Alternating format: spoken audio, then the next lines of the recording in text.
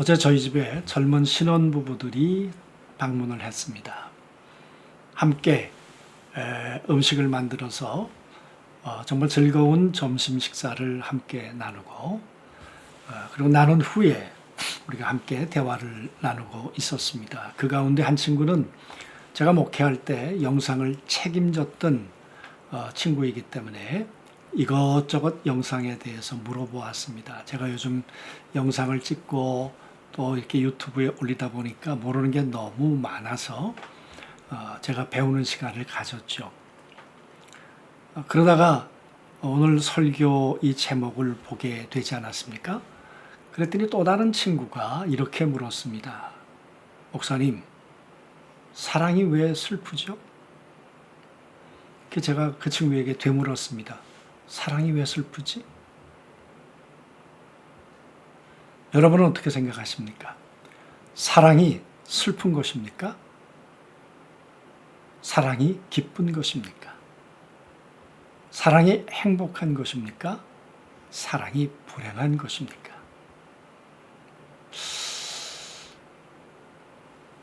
이 질문을 가지고 오늘 요한복음 3장 16절의 말씀을 우리가 같이 생각해 보면 좋을 것 같습니다. 너무나 잘 아는 성경 구절인데 같이 한번 읽어보도록 그렇게 하겠습니다. 하나님이 세상을 이처럼 사랑하사 독생자를 주셨으니 이는 그를 믿는 자마다 멸망하지 않고 영생을 얻게 하려 하심이라. 요한복음 3장 16절 말씀이었습니다. 여러분, 요한은 어느 때 누구에게 이 요한복음을 썼을까요? 그리고 이 요한복음을 받아서 읽게 되는 그 사람들의 처지와 상황은 과연 어땠을까요? 이 요한복음이 쓰여지는 시기는 1세기 말, 그러니까 90년대 전후였을 거라고 생각을 합니다. 그 당시에 요한 공동체, 이 요한의 편지를 서신을 받아서 읽는 사람들의 상황은 어땠을까요? 여러분, 그들의 상황은 박해 가운데 있었습니다. 81년부터 92년까지 도미티안 황제가 재위를 하게 되는데요. 예수 믿는 사람들을 그는 황제 숭배를 안 한다는 이유 때문에 박해하기 시작을 했습니다. 그리고 박해한 방법으로 정치적인 탄압을 또 하기도 시작했죠. 그래서 숙청을 하기도 했습니다. 역사가 요세푸스에 의하면 정확하게 죽은 사람들이 명단을 약 91명 정도를 기록을 했다 그래요. 제가 명단을 보지는 못했습니다만은. 그리고도 더 많은 사람들이 죽음을 당했다고 했습니다.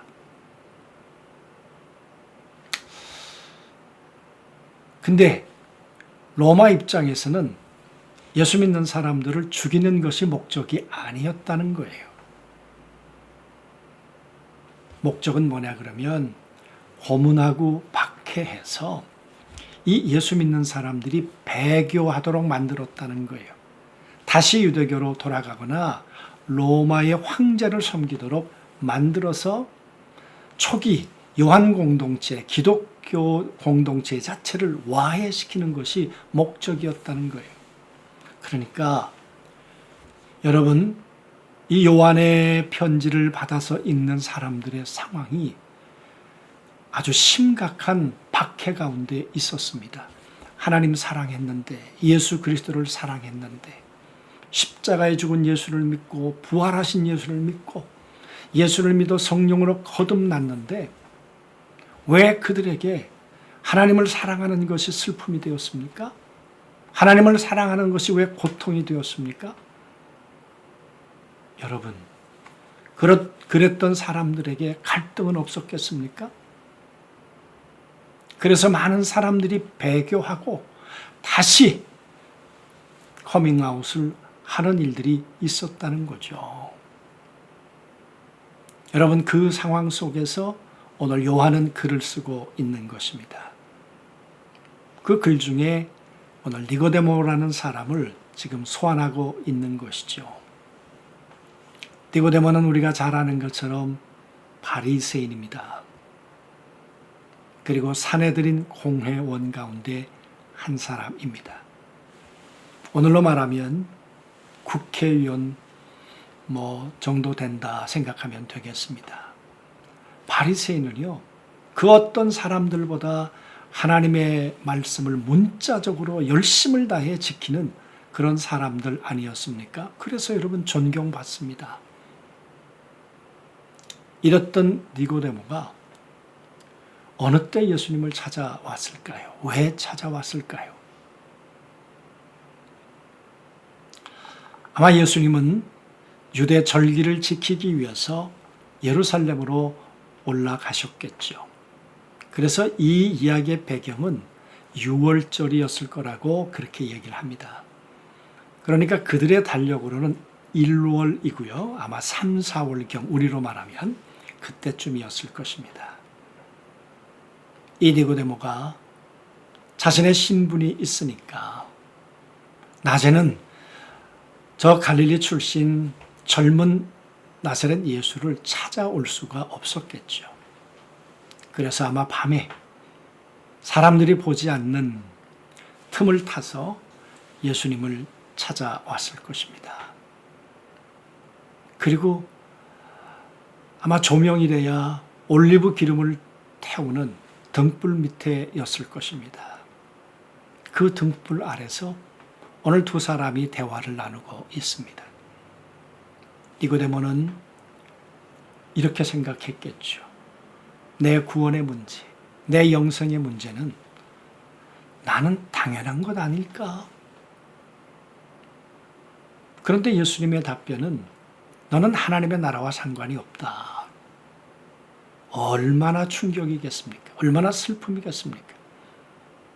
그러면 내가 어떻게 하나님의 나라 가족이 될 수 있습니까? 예수님의 답변은 너는 유대인의 선생이 돼가지고 그것도 모르느냐? 물과 성령으로 거듭나지 아니하면 하나님의 나라와 상관없다. 그렇게 대답하지 않으셨어요? 아니 내가 어떻게 다시 태어난단 말입니까? 여러분, 니고데모는 유대인의 선생이고 랍비였지만 몰랐습니다. 하나님의 가족이 된다는 것, 영생을 얻는다는 것이 무엇인지를 예수님하고는 근본적으로 다르게 알고 있었다 그 말이에요. 그래서 예수님이 말씀하십니다.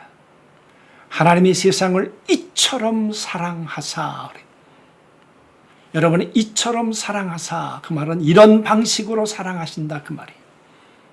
그러면서 14절에 그런 이야기를 하셨습니다.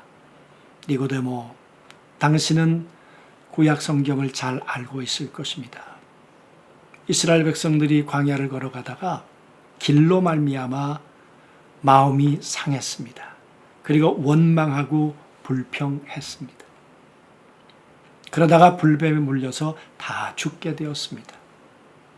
하나님의 마음이 저 원망하고 불평하는 놈들을 다 불뱀에 물려서 죽도록 내버려 두자. 그게 하나님의 마음이 아니셨다. 그래서 모세에게 장대에다가 놋뱀을 매달아라. 그렇게 말씀하셨다는 거예요. 그러면서 말씀하시기를 쳐다본즉 산다. 그게 하나님의 처방이셨다는 거예요. 그게 하나님의 마음이셨다는 거예요.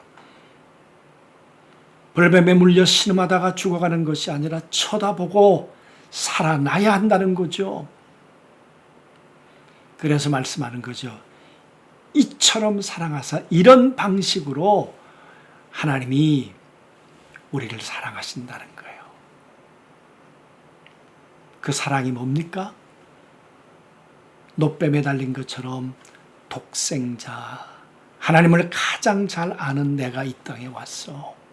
유일한 내가 이 땅에 왔어. 하나님과 함께 계시다가 이 땅에 온 내가 이처럼 십자가에 달려야 할 거야.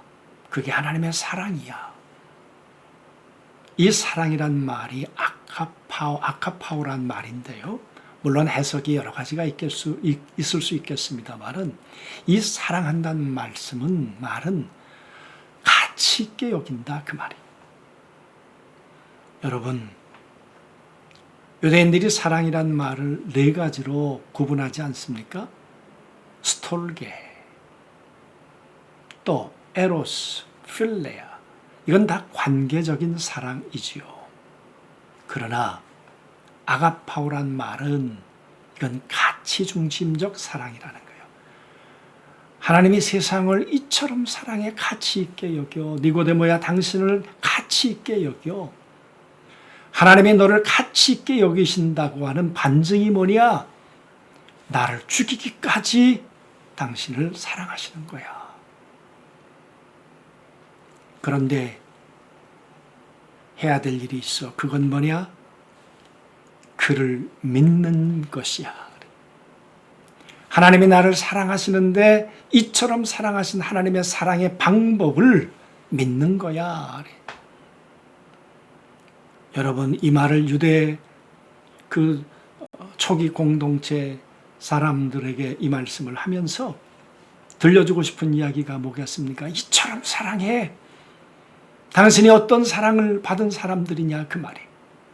하나님의 아들 예수 그리스도를 십자가에 매달아 쳐다본즉 멸망하지 않고 영생을 얻도록 우리가 그 사랑을 받은 사람들 아닌가? 그 가치 있는 사랑을 받은 사람들이 아니냐 그 말이. 그런 우리가 우리 영혼을 구원할 수 없는 종교로 다시 돌아갈 수 있을까? 이 가치 있는 사랑을 받았는데, 그렇게 인정을 받았는데 우리가 다시 배교할 수 있을까? 여러분, 오늘 요한은 초대교회 성도들에게 그 말씀을 하고 있는 것 아니겠습니까? 그런데 여러분, 여기 믿는다는 말, 이 말이 여러분 동사형으로 쓰여졌습니다. 이피스티오란 말, 이피스티스란 말, 피스티스는 명사형이고요. 이피스티오는 동사입니다. 바울은 명사형을 많이 썼습니다. 그래서 믿음에 대한 개념이 뭐냐? 그렇게 바울은 설명을 했다면 요한은 98번 믿음이란 말을 언급을 하는데 거의 다 동사로 사용을 했습니다. 그 말은 무슨 얘기입니까? 지금 믿고 있느냐 그 말이에요. 지금 하나님과 관계 속에서 지금 하나님을 믿고 하나님과 함께 살아가고 있느냐 그 말이에요. 이 땅에 오시고 십자가에 죽으시고 부활하시고 그리고 성령으로 오신 그 예수 그리스도와 함께 지금 살고 있느냐? 여러분, 믿는다는 것은 과거형입니까? 믿는다는 것은 미래형입니까? 아닙니다. 오늘 여기서 말씀하고 있는 것은 오늘 믿고 있느냐, 지금 믿고 있느냐, 그런 도전인 것이죠. 이 요한복음과 같은 시기에 쓰여졌던 책이 히브리서와 요한계시록입니다. 이 요한계시록 말씀 가운데 보면 예수님에 대해서 이렇게 말씀하십니다. 오늘도 계셨고 이제도 계셨고 어제도 계셨고 장차 오실 이. 여러분, 먼저 말씀하고 계시는 게 뭡니까? 이제도 계셨고 지금 믿고 있느냐 그 말이에요.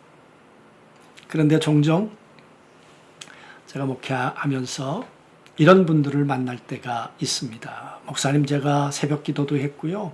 내가 작정 기도도 했고요. 믿음을 과거로 말씀하시는 분들을 만날 때가 있습니다. 여러분, 과거의 믿음이 우리에게 유산이 되죠.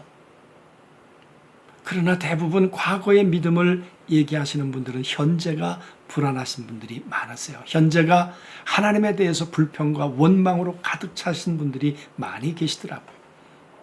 또 어떤 분들은 이렇게 말씀하십니다. 내가 언젠가는 믿을 겁니다. 그러나 오늘 여기 믿는다는 말은 지금 믿고 있느냐, 이제도 계신 그 주님을 오늘 믿고 그분과 함께 살고 있는가, 이렇게 도전하고 있는 것입니다. 그 믿음 아니라면 박해를 이길 수 없다는 거예요. 고난을 이길 수 없다는 거예요. 고통을 이겨낼 수 없다는 거예요. 세상을 이길 수 없다는 거예요. 이런 믿음을 가진 자라야 멸망하지 않고 영생을 얻게 된다. 이 영생이란 말은 하나님의 생명을 우리가 얻게 된다. 여러분, 종교는 인간의 열심을 가지고 하나님을 기쁘시게 하려고 하는 것이라면 오늘 예수님이 말씀하시는 이 영생이란 뭡니까? 하나님의 생명이 우리 안에 착상되는 거예요. 그래서 요한은 이렇게 말합니다. 하나님의 씨가 우리 가운데 착상되었느니라. 오늘 함께 와서 식탁을 나누었던 자매 하나가 임신을 해서 찾아왔습니다. 여러분, 부부가 사랑해서 결혼하고 사랑하게 되면 생명이 착상됩니다. 우리가 하나님을 사랑하고 예수 그리스도를 사랑하게 되면 우리 안에는 하나님의 생명, 조회라고 하는 영원한 생명이 우리 가운데 착상되는 것입니다. 이 생명은 종교와 다른 것입니다. 그래서 오늘 요한은 얘기를 하고 있는 거죠. 하나님이 우리를 가치 있게 여겼다는 게 뭐냐? 종교를 가진 거냐? 아니, 니고데모 훌륭한 종교인이었지만 그는 영원한 생명을 소유할 수 없어. 그는 멸망을 피할 수 없어. 멸망을 피하고 영원한 생명을 얻을 수 있는 건 뭐냐? 하나님의 생명이 우리 안에 시작돼야 돼. 누구냐 그 말이 우리가. 하나님의 세상을 이처럼 사랑하사 독생자를 이 땅 가운데 보내셔서 죽고 다시 살고 승천하셨다가 성령으로 다시 오게 하신 이유가 뭡니까? 또 다른 종교 하나를 갖도록 하기 위해서 오신 게 아닙니다. 이 땅의 종교와 철학과 윤리가 할 수 없는 하나님의 씨, 하나님의 생명이 우리 안에 착상되도록 아들 예수 그리스도가 다시 우리 가운데 오신 것입니다. 그것이 하나님이 우리를 사랑하시는 방식, 이처럼 사랑하는 방식이라고 말씀하고 계시는 거죠. 사랑하는 성도 여러분, 묻겠습니다. 하나님이 왜 슬퍼하시나요? 이 사랑을 받아주지 않기 때문에 슬픈 것입니다.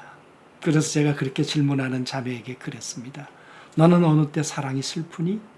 네 사랑을 받아주지 않을 때 슬프지 않을까? 이처럼 사랑하는 내 사랑의 농도를 몰라줄 때 슬프지 않을까? 이 사랑을 받아 누리지 못할 때 가슴 아프지 않을까? 오늘 하나님이 슬퍼하시는 것, 예수 그리스도가 우리 안에서 성령으로 계시면서 탄식하시는 것, 그 사랑을 우리가 받아들이지 않기 때문에 그런 것 아닙니까? 요한복음 11장 말씀을 생각해 보십시오. 예수님이 사랑했던 나사로의 집에 갔습니다. 마르다 마리아가 있었습니다. 그의 오라비가 죽었죠. 여러분, 마리아와 마르다가 똑같이 이렇게 말합니다. 여기 계셨더라면 우리 오라비가 죽지 않았을 텐데. 원망으로 가득 찼습니다. 그때 예수님께서 그 마르다 마리아를 보시면서 예수님의 마음이 비통하셨다. 비통히 여기셨단 말은 슬픔을 넘어 마음의 분노가 느껴질 만큼 마음의 격한 슬픔을 말하시는 거죠. 왜? 나를 오해하고 있으니까. 내 사랑을 모르고 있으니까.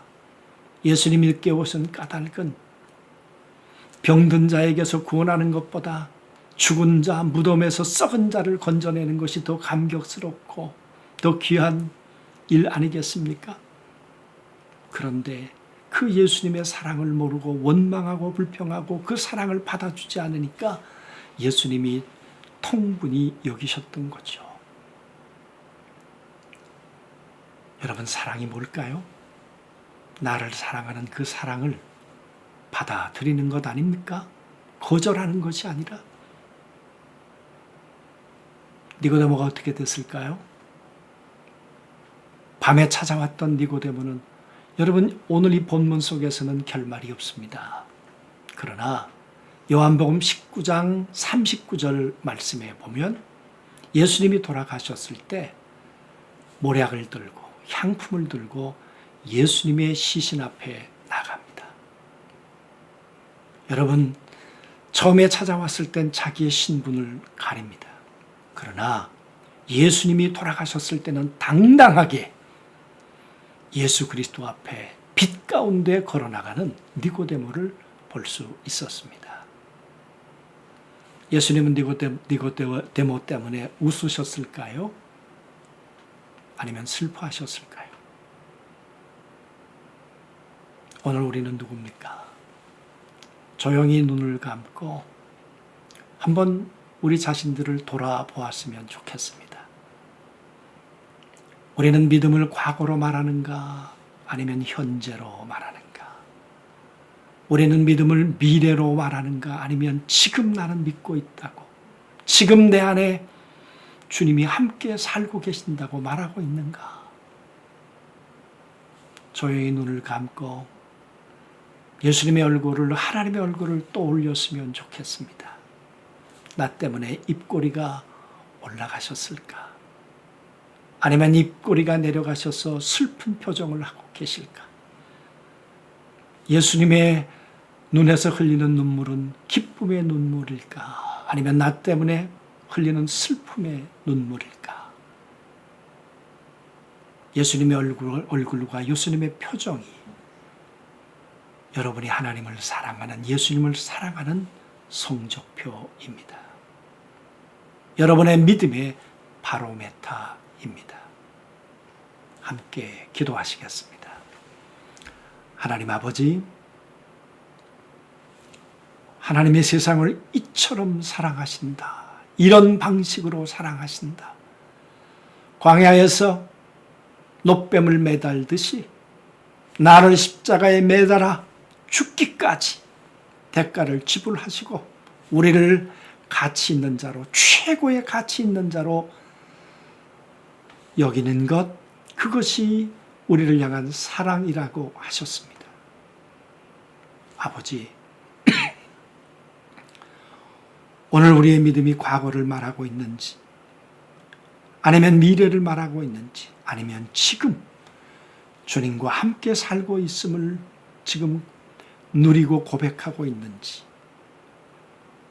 오늘 나의 믿음의 모습, 내 사랑의 모습 때문에 주님의 얼굴이 어떤 모습인지를 정직하게 확인하게 하셔서 하나님의 사랑을 덧입고 주와 함께 오늘 믿음으로 살아가는, 그래서 주님의 얼굴에 기쁨을 던져드리는 우리 모두가 될 수 있도록 도와주옵소서.